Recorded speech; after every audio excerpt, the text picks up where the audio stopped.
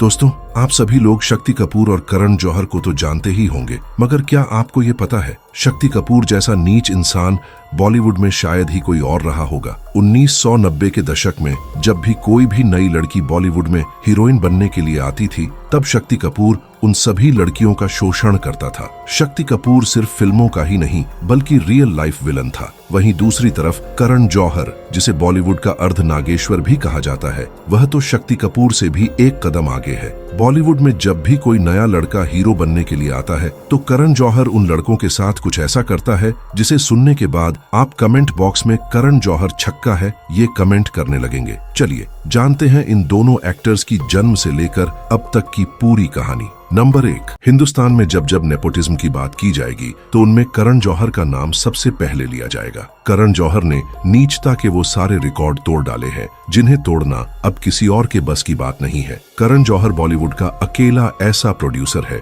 जिसने हमेशा ही बॉलीवुड में नेपोटिज्म और कास्टिंग काउच को बढ़ावा दिया है, और जिस एक्टर ने इसकी बात नहीं मानी, इसने उस एक्टर का करियर ही उजाड़ कर रख दिया। बात चाहे नेपोटिज्म की हो या फिर कास्टिंग काउच की, बात चाहे माफियागिरी की हो या फिर चुगलीबाजी की, ये बंदा हर गंदगी में निपुण है। आज आप करण जौहर की गंदगी भरी जिंदगी के ऐसे ऐसे किस्से जानोगे जिन्हें सुनने के बाद आपके होश उड़ जाएंगे। आज आप जानोगे कि क्यों करण को बॉलीवुड का आधा नर और आधी नारी माना जाता है। आइए जानते हैं कि कौन है ये अर्धनारीश्वर, ये आया कहां से है और आखिर ये चाहता क्या है। इस कहानी की शुरुआत होती है 25 मई 1972 से, जब बंबई के एक फिल्मी परिवार में करण का जन्म हुआ। करण के पिता का नाम यश जौहर था, जो कि एक बहुत बड़ी कंपनी धर्मा प्रोडक्शन के मालिक थे, और उन्होंने कई सारी फिल्मों को डायरेक्ट और प्रोड्यूस किया है। और करण की मां का नाम हीरू जौहर है, जो कि फिल्मी दुनिया से ही ताल्लुक रखती है। करण अपने माता पिता की इकलौती संतान है। करण ने अपने स्कूल की पढ़ाई मुंबई के ग्रीन लॉन्स हाई स्कूल से पूरी की।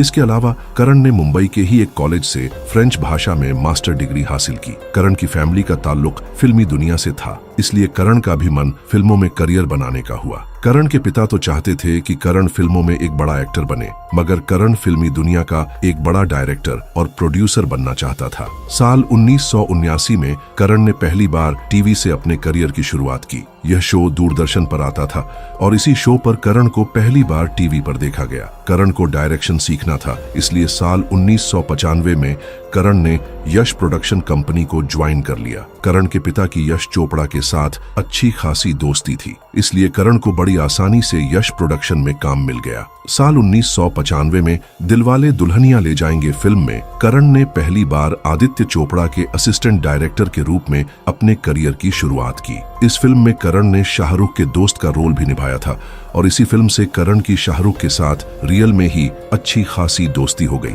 करण यश प्रोडक्शन के लिए ही काम करने लगा। डायरेक्शन लगभग सीख जाने के बाद साल 1998 में करण ने अपनी लाइफ की पहली मूवी बनाई, जिसमें करण खुद डायरेक्टर था। इस फिल्म का नाम था कुछ कुछ होता है। ये फिल्म यश बैनर में बनी थी और ये फिल्म सुपर डुपर हिट साबित हुई। दरअसल उस वक्त शाहरुख खान का किसी भी फिल्म में होना ही फिल्म हिट होने की गारंटी माना जाता था, इसलिए करण ने अपने करियर की पहली मूवी के लिए शाहरुख और काजोल को ही चुना था, क्योंकि दिलवाले दुल्हनिया ले जाएंगे फिल्म में भी शाहरुख काजोल की ही जोड़ी थी और दिलवाले दुल्हनिया फिल्म ब्लॉकबस्टर साबित हुई थी। कुछ कुछ होता है फिल्म की कामयाबी के बाद करण ने शाहरुख को लेकर कई और मूवी बनाई, जैसे कभी खुशी कभी गम, कल हो ना हो, कभी अलविदा ना कहना और माय नेम इज खान जैसी तमाम फिल्में करण ने शाहरुख को लेकर बनाई, जिनमें ज्यादातर फिल्में सुपरहिट साबित हुई। डायरेक्टर और प्रोड्यूसर होने के अलावा करण एक फिल्म राइटर और फैशन डिजाइनर भी है। कल हो ना हो फिल्म की कहानी भी करण जौहर ने ही लिखी थी। इसके अलावा शाहरुख खान की बहुत सारी फिल्मों में शाहरुख खान ने जो कपड़े पहने थे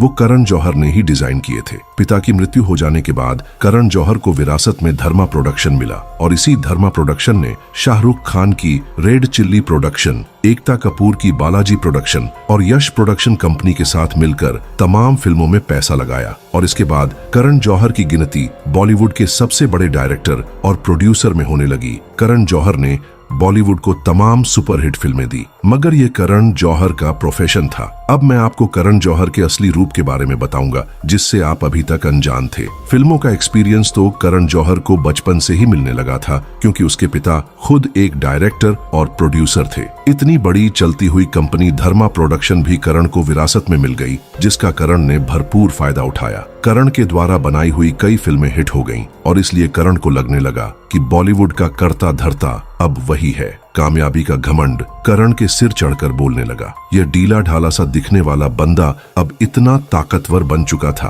कि बड़ी आसानी से किसी का भी करियर बना सकता था और किसी का भी करियर उजाड़ सकता था। करण ने अपनी पावर का हमेशा ही गलत इस्तेमाल किया और फिल्म इंडस्ट्री में इतना गंद मचाया जितना आप सोच भी नहीं सकते। करण ने अपनी फिल्मों में ज्यादातर या तो बड़े बड़े सुपरस्टार्स को कास्ट किया या फिर सेलिब्रिटी किड्स को ही कास्ट किया। करण कभी भी ऐसे एक्टर्स को कास्ट नहीं करता था जो आउटसाइडर होते थे, यानी वो एक्टर्स जिनका कोई फिल्मी बैकग्राउंड नहीं होता। बाहर से आने वाले किसी भी एक्टर को करण न तो कभी कास्ट करता था और न ही उनको कभी आगे बढ़ने देता था। और अगर कभी किसी आउटसाइडर को कास्ट करना भी पड़ जाए तो उनके सामने ऐसी अजीबोगरीब शर्त रखता था जिसे सुनने के बाद आपके भी होश उड़ जाएंगे, क्योंकि अब मैं एक एक करके उन सभी मुद्दों पर आऊंगा जिनका जिक्र मैंने वीडियो की शुरुआत में किया था। करण ने हमेशा ही कास्टिंग काउच और नेपोटिज्म को बढ़ावा दिया और लड़कियों से ज्यादा लड़कों को अपना निशाना बनाया। और वह कैसे, ये आपको अभी आगे पता चलेगा। दरअसल करण जौहर ने अपनी फिल्मों में हमेशा सिर्फ उन्हीं एक्टर्स को कास्ट किया जो या तो पहले से सुपरस्टार थे या फिर जो किसी बड़े सेलिब्रिटी के बच्चे थे। जैसे महेश भट्ट की बेटी आलिया भट्ट का करियर बनाने में भी करण जौहर का बहुत बड़ा हाथ है। आलिया भट्ट इतनी बड़ी एक्ट्रेस अगर बनी है तो इसके पीछे करण जौहर ही है। साल 2012 में एक फिल्म आई थी जिसका नाम था स्टूडेंट ऑफ द ईयर। यह उस समय की सुपरहिट मूवी थी। इसमें करण ने एक साथ 3 नए एक्टर्स को लॉन्च किया था, जिसमें पहली थी आलिया भट्ट, जो कि मशहूर डायरेक्टर प्रोड्यूसर महेश भट्ट की बेटी है। दूसरा वरुण धवन, जो कि डेविड धवन जैसे बड़े डायरेक्टर का बेटा है। ये दोनों ही सेलिब्रिटी किड्स थे। मगर तीसरा बंदा था सिद्धार्थ मल्होत्रा, जो कि किसी मशहूर हस्ती या सेलिब्रिटी का बेटा नहीं था। वो एक आउटसाइडर एक्टर था जो फिल्मों में रोल पाने के लिए दिन रात स्ट्रगल कर रहा था, जिसके पास रहने और खाने तक के पैसे नहीं थे और जिसे फिल्मों में कोई भी चांस नहीं दे रहा था। मगर करण जौहर ने उसे अपनी film student of the year में मेन रोल दे दिया। दोस्तों, अगर आप इस वीडियो के इस हिस्से तक आ ही गए हैं तो इस वीडियो को लाइक करके चैनल को सब्सक्राइब जरूर कर दीजिएगा। मगर अब यहाँ सबसे बड़ा सवाल यह है कि जिस करण जौहर ने कभी भी अपनी किसी भी फिल्म में किसी भी आउटसाइडर को मौका नहीं दिया, जो हमेशा ही हर आउटसाइडर एक्टर का करियर खाता हुआ आया था, आखिर उसी करण ने सिद्धार्थ मल्होत्रा पर इतनी बड़ी मेहरबानी क्यों की, जबकि सिद्धार्थ मल्होत्रा भी एक आउटसाइडर ही था। फिर इस मेहरबानी की वजह क्या थी? दरअसल यही तो इस कहानी का मेन पॉइंट है, जिसे अब मैं डिटेल में एक्सप्लेन करूंगा। मगर इससे पहले कि मैं सिद्धार्थ मल्होत्रा वाली कहानी आपको बताऊं, उससे पहले आपको करण जौहर की मानसिकता जानना बहुत जरूरी है। तभी आप उसका रियल कैरेक्टर समझ पाओगे। करण जौहर की मानसिकता को जानने के लिए हमें फिर से थोड़ा सा पीछे जाना होगा, जब करण जौहर ने अपने करियर की शुरुआत साल 1998 में फिल्म कुछ कुछ होता है फिल्म से की थी। करण ने अपनी आने वाली सभी फिल्मों में कभी भी किसी नए एक्टर को चांस नहीं दिया। उसने हमेशा ही शाहरुख खान और अमिताभ बच्चन जैसे सुपरस्टार्स के अलावा सिर्फ सेलिब्रिटी किड्स को ही अपनी फिल्मों के लिए चुना। यानी इस बात से यह तो साफ पता चलता है कि करण जौहर उन नए एक्टर्स को बिल्कुल भी चांस नहीं देना चाहता था जो कि बाहर से आकर फिल्मों में अपना करियर बनाना चाहते थे। करण जौहर के बड़े बड़े प्रोडक्शन कंपनियों से बेहद अच्छे रिलेशन हैं, जैसे महेश भट्ट की खुद की एक प्रोडक्शन कंपनी है। इसके अलावा सलमान खान, शाहरुख खान, आमिर खान, फराह खान, एकता कपूर और यश चोपड़ा जैसे लोगों की अपनी अपनी प्रोडक्शन कंपनी है, जिनसे करण जौहर के बेहद करीबी संबंध हैं। इसलिए इंडस्ट्री में आने वाला कोई भी नया एक्टर न तो करण जौहर को इग्नोर करके रह सकता है और न ही करण की नाराजगी मोल ले सकता है। अगर कोई भी नया एक्टर जो इंडस्ट्री में नया नया आया हो और उस पर किसी भी बड़े सेलिब्रिटी या फिर किसी भी बड़े आदमी का हाथ न हो, तो वह करण जौहर जैसे हवस के पुजारी से बच नहीं सकता। इंडस्ट्री में हर कोई हर किसी को जानता है। इंडस्ट्री में कब कहां क्या हो रहा है, इन सब बातों की जानकारी करण को भरपूर रहती है। इसलिए हर छोटे बड़े एक्टर की मुलाकात भी करण से जरूर होती है। अब आते हैं उसी सिद्धार्थ मल्होत्रा वाली कहानी पर, जिसका जिक्र मैंने थोड़ी देर पहले किया था। Student of the year film में करण जौहर ने दरअसल 3 एक्टर को कास्ट किया, जिसमें आलिया भट्ट, वरुण धवन और सिद्धार्थ मल्होत्रा मेन रोल में थे। आलिया और वरुण की कास्टिंग तो इसलिए हुई क्योंकि वे सेलिब्रिटी किड्स थे, मगर सिद्धार्थ मल्होत्रा की कास्टिंग के पीछे एक गहरा राज छुपा था और वह राज यह था कि करण का दिल सिद्धार्थ मल्होत्रा पर आ गया था। दरअसल फिल्मों में आने से पहले सिद्धार्थ मल्होत्रा एक मॉडल था और फिल्मों में आने के लिए मुंबई में स्ट्रगल कर रहा था। सिद्धार्थ एक मामूली से किराए के घर में रहता था और छोटे मोटे एडवर्टाइज करके अपना खर्चा चलाया करता था। एक बार एक एड में करण जौहर ने सिद्धार्थ मल्होत्रा को देखा और करण सिद्धार्थ मल्होत्रा पर फिदा हो गया। करण ने सिद्धार्थ को अपने ऑफिस में ऑडिशन लेने के बहाने से बुलाया और वहीं पर सिद्धार्थ को अपने दिल का हाल बयां कर दिया। दरअसल पूरी इंडस्ट्री को पता है कि करण जौहर एक ऐसा इंसान है जिसे सिर्फ और सिर्फ लड़कों में इंटरेस्ट है। सिद्धार्थ मल्होत्रा उस समय मुंबई में बेहद स्ट्रगल कर रहा था और उसके रहने खाने तक का कोई ठिकाना नहीं था। शायद इसी मजबूरी के चलते सिद्धार्थ मल्होत्रा को करण की बात माननी पड़ी और सिद्धार्थ ने करण का ऑफर एक्सेप्ट कर लिया और यहीं से इनका दोस्ताना वाला अफेयर शुरू हो गया। बताया जाता है कि student of the year film में आलिया और वरुण के अलावा एक और तीसरे सेलिब्रिटी किड की कास्टिंग होनी थी, मगर करण जौहर ने अचानक उस बंदे को हटाकर रातों रात सिद्धार्थ मल्होत्रा को कास्ट कर लिया। करण जौहर की मेहरबानी से ही सिद्धार्थ मल्होत्रा को फिल्म मिली और हैरानी की बात यह है कि करण ने इस फिल्म में सिद्धार्थ मल्होत्रा का रोल वरुण धवन से भी ज्यादा स्ट्रॉन्ग रखा। इसके अलावा करण जौहर ने सिद्धार्थ को शानदार फ्लैट और महंगी गाड़ी भी गिफ्ट के तौर पर दी और इस फिल्म के लिए सबसे ज्यादा फीस भी सिद्धार्थ मल्होत्रा को ही दिलवाई। मगर करण जौहर ने यह सारी मेहरबानियां बेवजह नहीं की। इसके बदले में सिद्धार्थ मल्होत्रा को करण की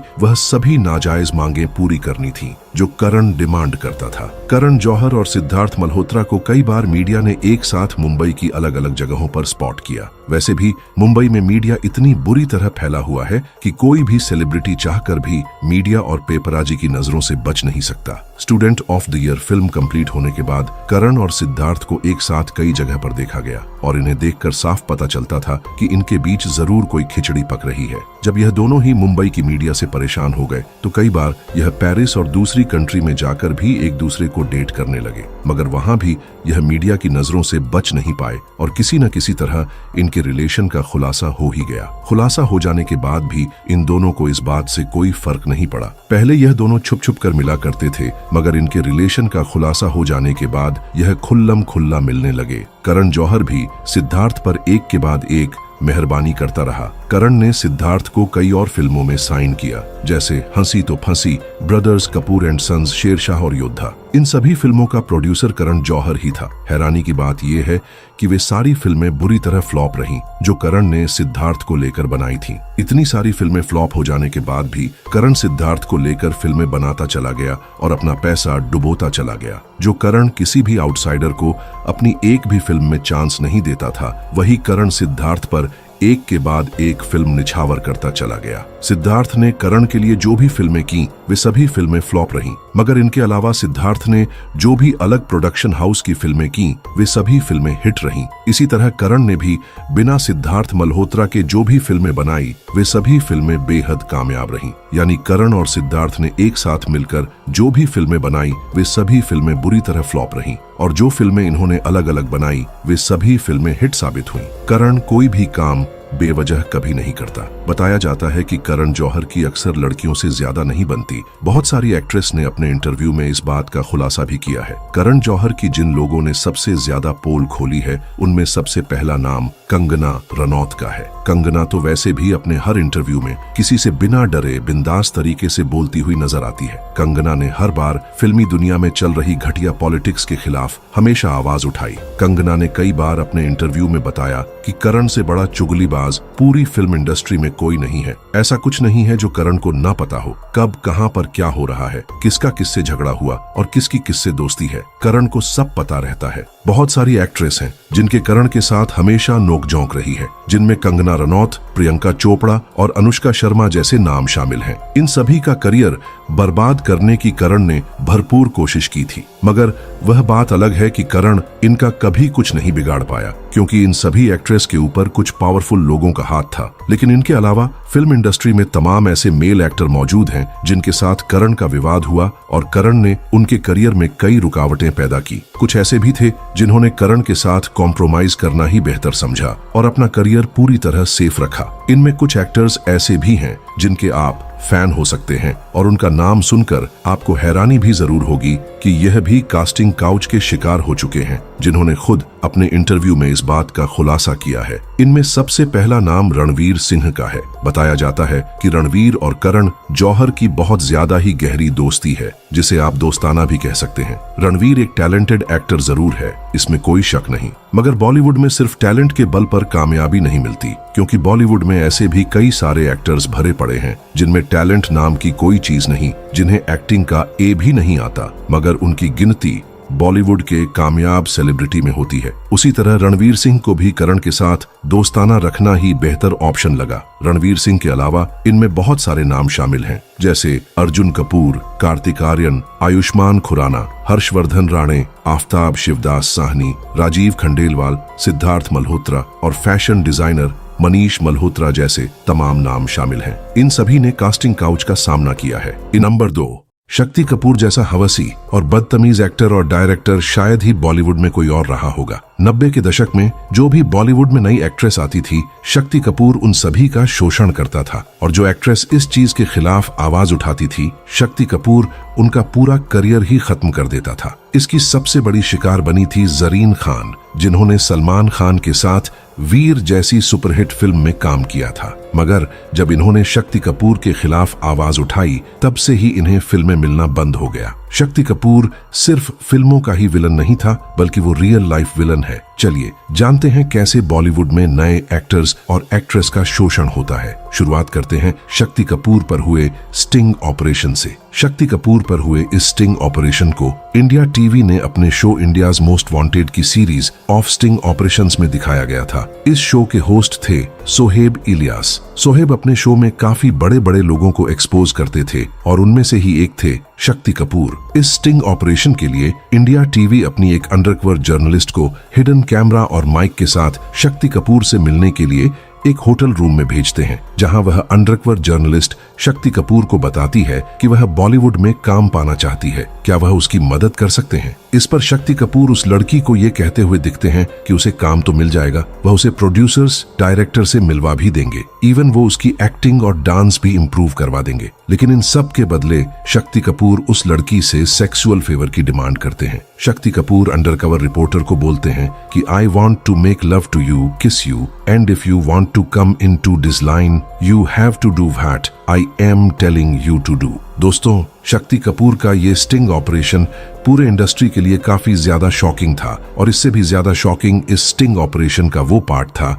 जिसमें शक्ति कपूर बॉलीवुड की 3 बड़ी एक्ट्रेसेस का नाम लेते हैं, ये कहते हुए कि ये तीनों भी सेक्सुअल फेवर्स देकर ही आज बॉलीवुड का बड़ा फेस बनी हुई हैं। शक्ति कपूर बताते हैं कि कैसे ऐश्वर्या राय मेट सुभाष घई, रानी मुखर्जी मेट यश जौहर और the two got roles in exchange of sexual favours. Even Shakti Kapoor Preity Zinta का भी नाम लेते हैं। स्टिंग ऑपरेशन में शक्ति कपूर ने यह भी क्लेम किया कि इंडस्ट्री की कई बड़ी बड़ी एक्ट्रेसेस उनके साथ सो चुकी है और इससे उन्हें बॉलीवुड में आगे बढ़ने में काफी हेल्प मिली है। शक्ति कपूर की इन सारी बातों को सुनने के बाद उस अंडरकवर जर्नलिस्ट ने शक्ति कपूर की डिमांड्स को मानने से इनकार कर दिया, जिसके बाद शक्ति कपूर गुस्से में आकर होटल रूम से बाहर चले गए। लेकिन शक्ति कपूर को क्या पता था कि अभी उन्होंने जितनी भी बातें कही हैं, वे उनके साथ साथ कई सारे लोगों की जिंदगी को बर्बाद करने वाली है। कुछ दिनों के बाद जैसे ही स्टिंग ऑपरेशन इंडिया टीवी पर एयर्ड हुआ, वैसे ही शक्ति कपूर सभी न्यूज चैनल्स की हेडलाइंस बन चुके थे।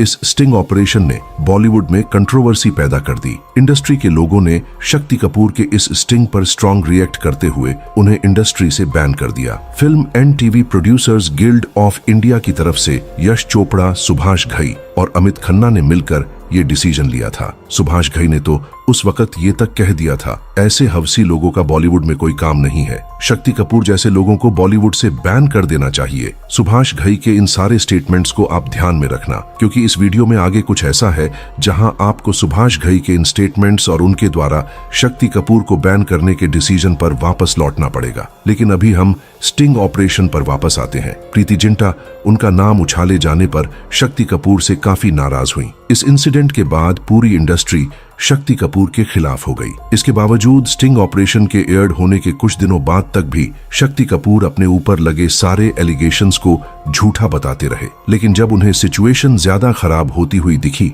तब शक्ति कपूर ने मीडिया के सामने आकर उन सभी लोगों से माफी मांगी जिनके भी नाम उन्होंने स्टिंग ऑपरेशन के टाइम मेंशन किए थे। शक्ति कपूर ने अपनी सफाई में ये तक कहा कि स्टिंग ऑपरेशन की ये वीडियो एडिटेड है। वह जर्नलिस्ट 6 महीने से उन्हें फोन कर रही थी और मिलने के लिए कह रही थी और मना करने पर वह उन्हें धमकियां दे रही थी कि वह सुसाइड कर लेगी। इसीलिए मजबूरन उन्हें होटल में मिलने जाना पड़ा। लेकिन आपको बता दें कि इसका कोई एविडेंस नहीं मिल पाया कि ये वीडियो एडिटेड है। इवन इसके बाद शक्ति कपूर ने यह भी एडमिट किया कि उन्होंने गलती की है, पर उस लड़की ने उन्हें प्रोवोक किया to talk about sex. Shakti Kapoor ने कहा, मैं भगवान नहीं हूँ, मेरी भी नियत खराब हो सकती है। मैं तो खुला बोल रहा हूँ, वो इंसान ही नहीं है, वो आदमी नहीं है अगर उसकी नियत ना खराब है। इसी इंसिडेंट के बाद शक्ति कपूर को इंडस्ट्री में काम मिलना बंद हो चुका था और ऐसा लग रहा था कि उनका बचा कुचा करियर अब खत्म हो जाएगा। लेकिन चीजें यहाँ पर खत्म नहीं हुई। इसी स्टिंग ऑपरेशन के बाद फिल्म इंडस्ट्री से जुड़े कई सवाल बार बार सामने आने लगे, जैसे कि क्या स्टिंग ऑपरेशन के समय शक्ति कपूर ने इंडस्ट्री को लेकर जो भी बातें कही थीं वे सच हैं? क्या सच में इंडस्ट्री में काम देने के बहाने लोगों का एक्सप्लॉयटेशन किया जाता है? और सबसे जरूरी सवाल, जो लड़के या लड़कियां या फिर स्टार्स इस एक्सप्लॉयटेशन के लिए तैयार नहीं होते, उनके साथ क्या होता है? इस वीडियो में यहां से आगे इन सारे सवालों के जवाब आपको एक एक करके मिलेंगे। दोस्तों, अगर आप इस वीडियो के इस हिस्से तक आ ही गए हैं तो वीडियो को लाइक करके चैनल को सब्सक्राइब जरूर कर दीजिएगा। महिमा चौधरी, इन्होंने लेट 90s में सुभाष घई की फिल्म परदेस से बॉलीवुड में डेब्यू किया था। ये फिल्म बॉक्स ऑफिस पर सुपर डुपर हिट साबित हुई और जैसा कि हर एक सक्सेसफुल फिल्म के बाद उसकी स्टार कास्ट भी पॉपुलर हो जाती है, तो कुछ ऐसा ही महिमा के साथ भी हुआ। वह लोगों के दिलों पर राज करने लगी। फिल्म में उनके किरदार गंगा की मासूमियत को देखकर लोग उनके दीवाने हो गए। इवन इस फिल्म के लिए महिमा को बेस्ट फीमेल डेब्यू का अवार्ड भी दिया गया और महिमा को कई सारे प्रोजेक्ट्स के लिए अप्रोच भी किया गया। अब उस समय ऐसा लग रहा था कि महिमा चौधरी बॉलीवुड की नेक्स्ट बिगेस्ट स्टार बनेंगी, लेकिन फिर अचानक से महिमा को कई सारे प्रोजेक्ट्स से हटा दिया गया। महिमा फिल्म ताल में एज अ लीड एक्ट्रेस काम करने वाली थीं, बट उन्हें ऐश्वर्या राय से रिप्लेस कर दिया गया। एलिज्ड आरोप लगाए जाते हैं कि फिल्म परदेस के बाद सुभाष घई महिमा के साथ सोना चाहते थे, लेकिन महिमा ने इसके लिए मना कर दिया, जिसके बाद सुभाष घई के कहने पर महिमा को कई सारे प्रोजेक्ट से रिप्लेस कर दिया गया। दोस्तों, इस बात को महिमा ने डायरेक्टली तो नहीं कहा, लेकिन महिमा ने सुभाष घई पर यह एक्यूजेशन जरूर लगाया था कि सुभाष घई ने न सिर्फ उन्हें धमकाया था, बल्कि दूसरे प्रोड्यूसर्स और डायरेक्टर्स को भी मैसेज करके महिमा को कास्ट न करने की बात कही थी। महिमा बताती हैं कि ईयर 1998 में राम गोपाल वर्मा की सुपरहिट फिल्म सत्या में उन्हें कास्ट किया गया था, लेकिन यहाँ भी सुभाष घई के कहने पर राम गोपाल वर्मा ने महिमा को हटाकर उनकी जगह उर्मिला मातोंडकर को साइन कर लिया। इसके बाद ये पूरा मामला कोर्ट तक भी पहुंच गया, जहां सुभाष घई का कहना था कि महिमा चौधरी ने उनके साथ कॉन्ट्रैक्ट किया है कि वह कहीं बाहर काम नहीं कर सकती, जबकि महिमा का कहना था कि उन्होंने कभी भी सुभाष घई के साथ ऐसा कोई कॉन्ट्रैक्ट नहीं किया था जिसमें उन्हें बाहर काम करने के लिए सुभाष घई से परमिशन लेनी पड़े। सुभाष घई की वजह से महिमा का करियर तो डिस्ट्रॉय हो गया, लेकिन बहुत सी ऐसी एक्ट्रेसेस हैं जो इंडस्ट्री में आगे बढ़ने के लिए ऐसे कंप्रोमाइज करने को तैयार हो जाती है। इनमें से ही एक और नाम था मनीषा कोइराला का। मनीषा कोइराला ने कभी भी खुलकर इस पर बात नहीं की है, बट ऐसे रूमर्स कई बार सामने आए थे कि मनीषा कोइराला की मॉम ने खुद ये बात एक्सेप्ट की थी कि कैसे सुभाष घई ने मनीषा को सेक्सुअली असॉल्ट करने की कोशिश की थी जब मनीषा उनकी फिल्म सौदागर में काम कर रही थी। अब इस बात में कितनी सच्चाई है ये तो हमें नहीं पता, लेकिन कहा यह भी गया है कि सुभाष घई मनीषा को बहुत कम लोगों से मिलने देते थे। इवन जब सुभाष घई मनीषा के साथ मीटिंग करते थे तो मनीषा की मॉम को वैनिटी वैन के बाहर इंतजार करने के लिए कहा जाता था। अजीब बात यह है कि मनीषा ने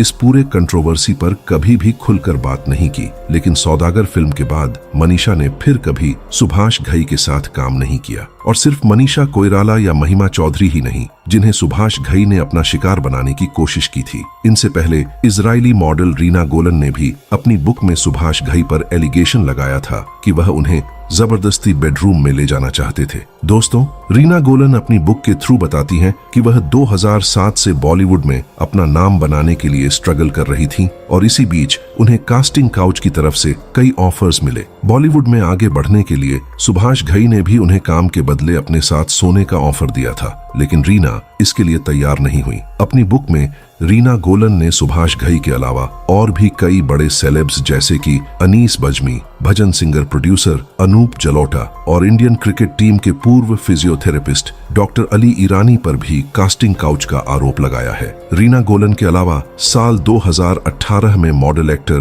केट शर्मा ने भी सुभाष घई पर आरोप लगाया था कि सुभाष घई ने जबरदस्ती उन्हें किस करने और गले लगाने की कोशिश की थी। केट ने घई के खिलाफ पुलिस में केस भी फाइल किया था, लेकिन बाद में केट ने अपना ये केस वापस ले लिया, ये कहते हुए कि जिस तरह से इस केस में जांच हो रही है उससे वह तंग आ गई है। केट आगे कहती हैं कि वह अपनी बीमार मां का ख्याल रखना चाहती है। केट ने घई के खिलाफ सेक्सुअल हैरेसमेंट के आरोपों के बाद कहा कि उनकी फैमिली मुश्किल में आ गई है। दोस्तों, तो सुभाष घई के बारे में इतना सब कुछ जानने के बाद अब आपको नहीं लगता कि अगर शक्ति कपूर ने अपने स्टिंग ऑपरेशन में सुभाष घई के साथ ऐश्वर्या राय का कनेक्शन जोड़ा है तो हो सकता है कि इसमें कोई सच्चाई हो। इसीलिए मैंने आपको ये कहा था कि सुभाष घई ने जो कुछ भी शक्ति कपूर के स्टिंग ऑपरेशन पर कहा था और जो एक्शन उनके खिलाफ लिया गया था वह कहीं सिर्फ इसलिए ना रहा हो ताकि बात आगे ना बढ़े और ये मैटर वहीं खत्म हो जाए। लेकिन कास्टिंग काउच के आरोप सिर्फ सुभाष घई पर ही नहीं लगे, बल्कि घायल, दामिनी, अंदाज अपना अपना, चाइना गेट और द लेजेंड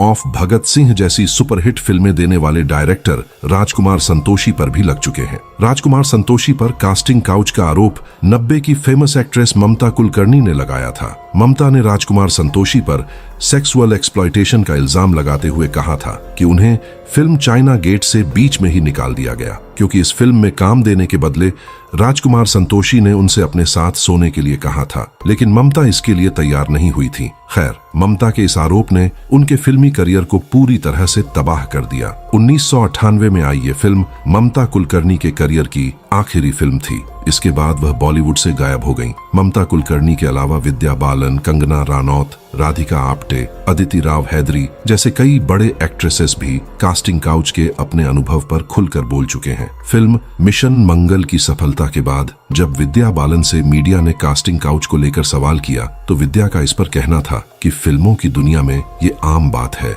विद्या ने आगे बताया, मैं चेन्नई में थी, उस समय वो डायरेक्टर मेरे पास आया और मुझसे बोला कि उसे मुझसे बात करनी है। मैंने उससे कहा कि ठीक है, हम कॉफी शॉप में चलते हैं, तो वह बोला कमरे में बैठकर ही बात करते हैं। मैं उसके साथ अपने कमरे में गई और दरवाजा आधा खुला ही छोड़ दिया। फिर वह मेरे पीछे अंदर आया और उसने मुझे गलत तरीके से टच करने की कोशिश की। विद्या बालन की तरह कंगना रनौत भी कास्टिंग काउच पर अपनी बात रखते हुए कहती है कि अपने करियर के शुरुआती दौर में उन्हें कास्टिंग काउच को फेस करना पड़ा था। In fact Kangana film actor Aditya Pancholi पर सेक्सुअल एक्सप्लॉयटेशन का एक्यूजेशन भी लगा चुकी है। कंगना की ही तरह राधिका को भी अपने करियर के शुरुआती दिनों में कास्टिंग काउच को फेस करना पड़ा था। राधिका बताती हैं कि एक बार फोन पर कॉल करके मेरे साथ फ्लर्ट करने की कोशिश की गई थी, जिस पर मैंने बहुत ही रूड बिहेवियर किया था। राधिका आगे बताती हैं कि एक बार एक डायरेक्टर ने उन्हें बॉलीवुड में काम दिलाने के नाम पर उनके साथ सोने की शर्त रखी थी। सलमान खान के साथ वीर फिल्म से